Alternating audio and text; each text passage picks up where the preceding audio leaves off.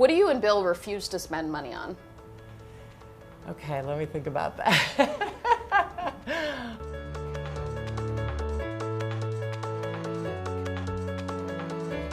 We opened up to our audience. We said, if you could ask Melinda Gates one question, what would you ask her?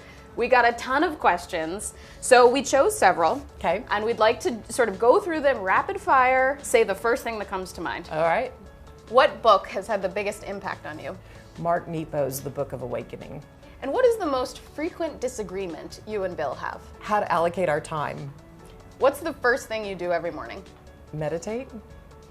MBA, worth it, not worth it? Absolutely worth it. College degrees in general? Totally worth it. What's the best advice you've ever gotten from Warren Buffett? Believe in yourself. You're doing the right thing. And who is your hero? My hero in life, he's passed away, but was Nelson Mandela. I mean, he took a situation that was very difficult and he managed to forgive and move everybody forward in his country. So he's my hero. And what's one daily practice that makes your life better? Yoga. Yoga. What do you and Bill refuse to spend money on? Okay, let me think about that. What do we refuse to spend money on? Plastic straws? If you had to start all over again tomorrow, what would you do? What space would you go into?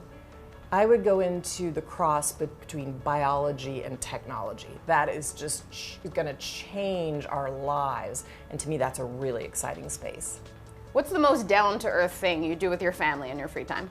Play games. Like what? Oh gosh, we have all kind of card games we play, and we have running charades we like to play, a game we call the bowl game, which is another form of charades.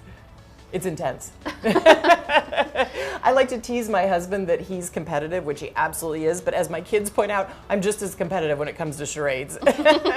If our audience could take away one thing from you, from your book, what would you want them to know?